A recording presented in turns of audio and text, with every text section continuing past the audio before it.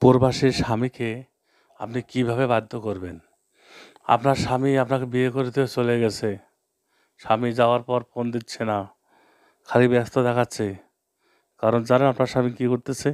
অন্য মেয়ের সাথে ফোনে কথা বলতেছে, টাকা পয়সা দিতেছে। আপনি বুঝতেছেন না। যদি আপনাকে সব টাকা পয়সা দেয়, তাহলে বুঝবেন যে ঠিক আছে, তাহলে তদবিরটা আপনার প্রয়োজন নাই। কিন্তু আপনার স্বামী, সে এত কষ্ট করতেছে আর টাকাগুলো অন্য মেয়েকে দিতেছে।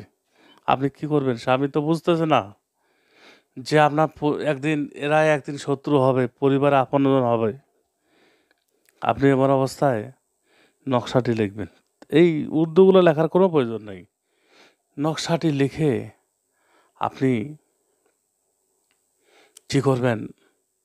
নকশাটি লেখার পর পাথর দিয়ে চাপা দিবেন। পাথর দিয়ে চাপা দিবেন।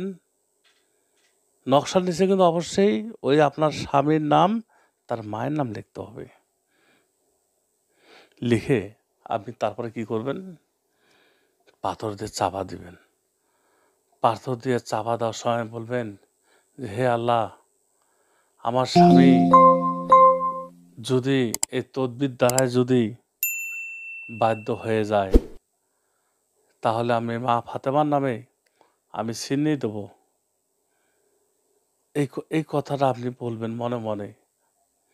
যখন এই নকশাটি একটা পাথরের উপরে একটা পাথর চাপা দেওয়ার সময় আপনাকে এই নিয়তটা করতে হবে। কিন্তু ইট দিয়ে চাপা দিলে হবে না, আপনি পাথর দিয়ে চাপা দিবেন। দেওয়ার সময় বলবেন, যখন যখন আপনি দিবেন, ছিন্নিটা 3 দিনের ভিতরে দিয়ে দিবেন।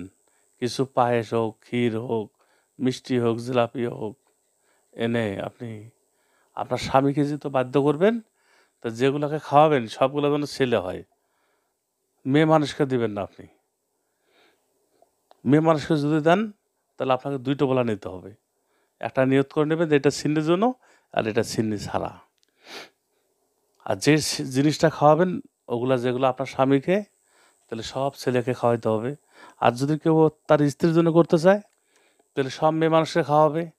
কিন্তু যেগুলো ছেলে পড়বে, ওগুলোকে আলাদাভাবে দিতে হবে। ইনশাল্লাহ দেখবেন 7 থেকে 10 দিনের ভিতরে আপনার স্বামী আপনার সাথে ফোনে কথা বলবে, আপনাকে অনেক ভালোবাসবে। স্বামীটা আসার পর পাথর থেকে তাবিজটা খুলে ফেলাই দিবেন পানিতে। 7 থেকে 21 দিনের মধ্যে সংকট মুক্তি। অসাধ্য সাধন, অবাধ্য বাঁধন, ঢিপি ও পার্সেল যোগে তদবির পাঠানো হয়।